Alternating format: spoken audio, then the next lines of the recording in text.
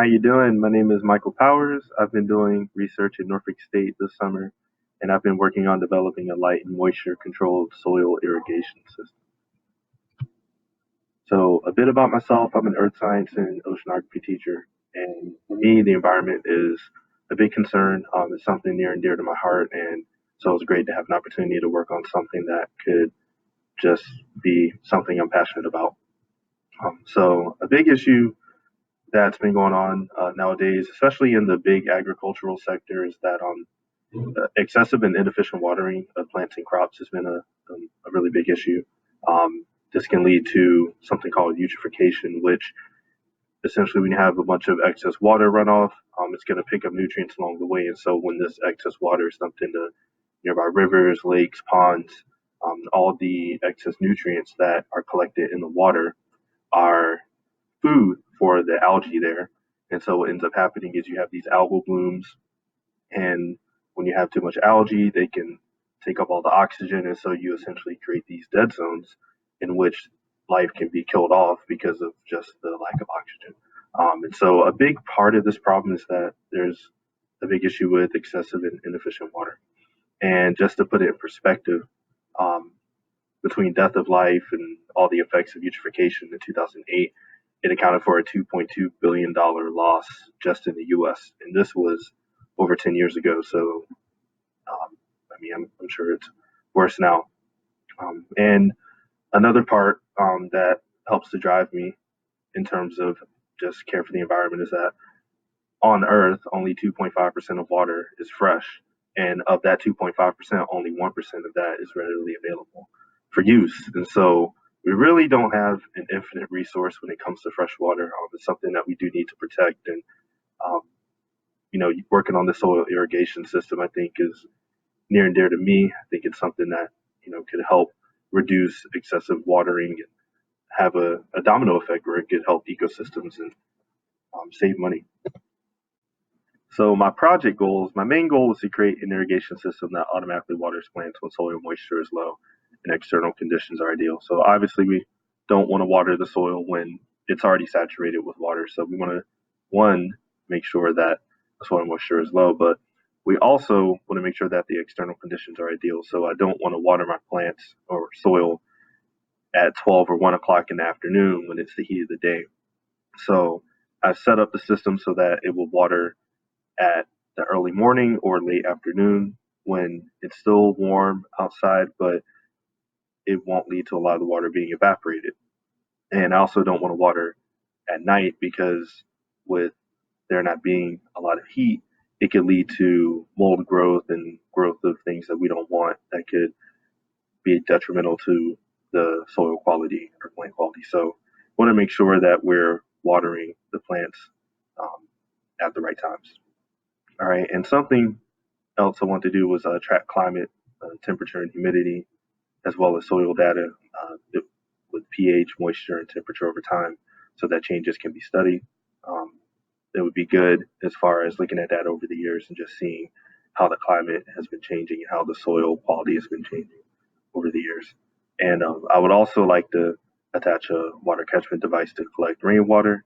Um, this did not happen. I didn't get this far yet, but this is something that I'll talk about later. But ideally, what will happen with this is you won't necessarily have to go water your plants. You'll just have something in place to where it collects the water, and over time, you can go check on it just to make sure it's all right. So I definitely need a soil moisture sensor to get started. The soil moisture sensor is used to detect the moisture level of the soil. So it'll signal to my program if it gets below a certain threshold, then that means that there's a very minimal level of moisture, meaning it's dry, and it'll signal to the program that it needs water, and it'll signal to the pump to kick on. But I want the pump to kick on during the ideal times of day, and so the photoresistor is going to be used to monitor the time of day that water will be dispensed. So the photoresistor does not measure time itself, and it isn't something that just picks up the time of day automatically, but it picks up the time of day based on light readings. So what will happen is after sunrise or right before sunset, the ideal times to water the plants, get the soil saturated, But what happens is the photoresistor will be within a certain threshold. And so I set parameters in our program so that if the light values are in between 300 and 800, then it's okay to water the plant. So not only will the soil moisture sensor have to signal to the Arduino, but the photoresistor will as well. All right. So I definitely need water pumps and tubes to disperse the water underground so I can get water to the soil. And I also have a humidity and temperature sensor. And this will be used to collect data to monitor change over time. So this will run independently of the soil moisture program. This will be something just to collect data over time so we can monitor climate and soil health. All right. So the thermistor will monitor the temperature of the soil over time. And to put it all together, I have an LCD screen on the Arduino board to display the data that's being collected. So this right here is my flow chart where it helped me to gather my thoughts and make sure that the program was running as I wanted it. So over here, you start the program, and this right here is the temperature and humidity sensor, and this is what's going to run all the time just to measure climate. All right, so this over here is going to record data. This is running. All right, over here, we start the program. While this is running, I'm also going to read the moisture level. All right, so read the moisture level detector. If the soil moisture level is not low, then it will just kick back and continue to loop here. All right.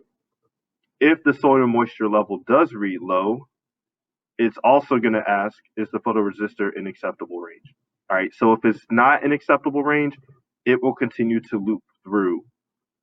All right. Until the photoresistor is in acceptable range. All right. At this point, it's going to kick on the water pump. All right.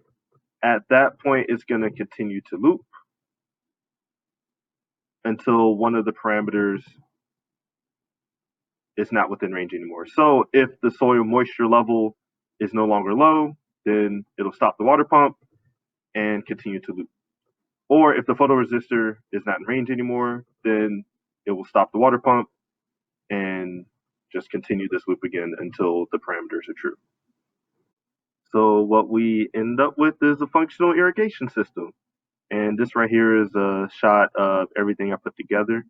So right here you have the Arduino, you got the breadboard right here, the LCD screen that's showing air temp and humidity.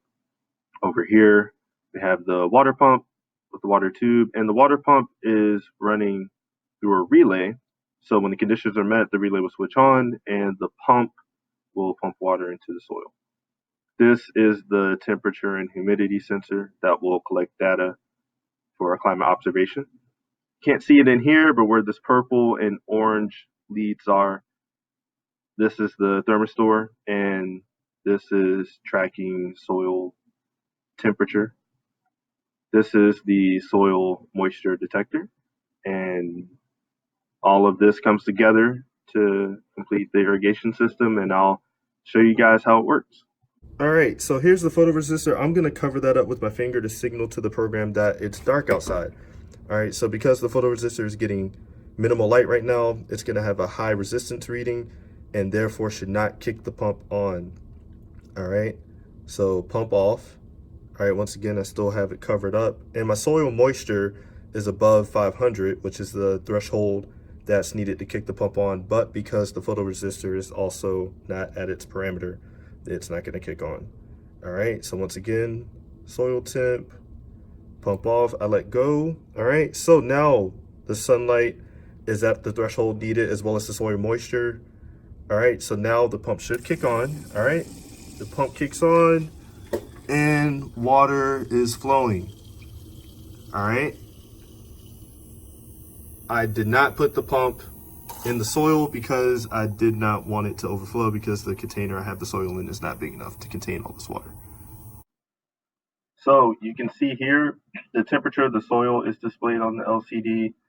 The amount of sunlight that the apparatus is receiving is shown here as well. So if the photoresistor reads between 300 and 800, then that signals that it is within the acceptable range to kick on the pump, as well as the soil moisture value. As long as the soil moisture is above 500, that signals that it's dry and needs to be watered. All right, this right here, the screen shows that the air temperature and humidity are displayed, temperatures in degrees Fahrenheit. When the pump is off, the LCD will show pump off, and when the pump is on, the LCD flashes pump on. So there were a couple of challenges I had that held me up a bit. The first one was more mental, just getting used to the photoresistor and soil moisture sensor reading. So for me, it took a while for me to wrap my head around that. The higher the reading on the photoresistor, the less light there is. For me, it just made sense that if there's more light, the higher the value, the lower the light, the lower the value. And that was just really counterintuitive for me. And I spent some time just trying to fix that, but it wasn't actually a problem. It was just user error. Um, as well as the soil moisture sensor, same thing. Luckily, by the time I'd gotten to the photoresistor and figured it out, I was used to it, but it still hung me up for a bit. Also, connecting the relay to the Arduino was a challenge because a lot of the schematics I found for relay were hooked up through a breakout board, and I didn't have one of those for my relay, and so it took me a while to figure out how to connect each pin properly to the Arduino and to the pump. So, as a teacher, I've been thinking about different ways that I can incorporate this into my class. And so, I teach earth science and oceanography, so not a lot of engineering in there. But I do think there are ways where I could bring this up and incorporate some aspect of Arduino boards and circuit building into my curriculum. Um, as well as when we talk about soil and rocks and all that stuff. I think talking about healthy and unhealthy soil conditions will be really important to emphasize to the kids, and this would be a great way to incorporate a hands-on method into doing that, as well as doing some lessons on efficient irrigation processes. Um, how to reduce waste and reduce excess runoff. I think as well as sharing the effects and focusing more on the effects of what happens when overwatering occurs could be something I could focus on. Climate change. This is definitely something that um, I don't think many people think of when they think of the plants and how the soil is affected by climate change. But many plants need a very specific soil quality to be able to thrive. And as climate change progresses, there will be a lot of plants and different things that will die out just as a result of slight pH or temperature changes in soil. And so I think this will be something we can focus on as well. And practically horticultural and agricultural practices for those who may be interested in gardening or those who may be interested in farming, whatever it may be. I think that this could be an effective lesson to be able to show the students how to do these things in a good way that won't be detrimental to the environment and are sustainable. And so, with that, I've been trying to think of different ways that I can incorporate activities into the classroom so that the students have an opportunity to get hands on with this, literally get their hands in the dirt. And so, I've been trying to think of different ways we could do this as well as be practical and stay within the means of a high school science budget. And so I think one way we could get out there is we actually have a community garden at our school. And so we could order soil testing kits so we could test the pH, nitrogen, phosphorus, potassium levels, as well as the soil temperature and moisture levels. But I think this could be a great way for the kids to actually see. You can literally just get out there, get your hands in the dirt, and test this stuff, whether it be at school or at home. We also are lucky to have a lot of parks and botanical gardens in the area, so I think it would be great to take the kids out there so they can see different things, different types of soil, and also enhance their quality testing techniques as well as learning different horticulture techniques. And we also could go to a local observatory to study the effects of climate change. I think these are all things that are practical and within means to be able to enhance the students' knowledge of this curriculum. So that is my project and how I want to incorporate it into my classroom. I'm excited because I got a lot done and got a functional product, but at the same time, with everything being done, there's so much more that could be done. And so, um, this slide, I just put together things that I would like to see done to it to enhance its capabilities. Um, and so, I'm measuring data that relates to climate and soil health, but as of right now, I don't have a method to consistently track that. And so, what I would do if I had more time is develop an app or a website to be able to store that data so that we could continue to monitor it, not just manually, not have to go out there and write down every so often what the temperature or the humidity is, but to actually be able to track it um, digitally over time would definitely be awesome. I also would like to add a water catchment device like the one shown at the right, where we wouldn't have to go out and add our own water, but we'd actually be able to store water and attach the pump to that, so that way the pump could pump out water from a water catchment device, and that way it's just really self-sufficient. And long as everything is where it needs to be, it has minimal need for oversight.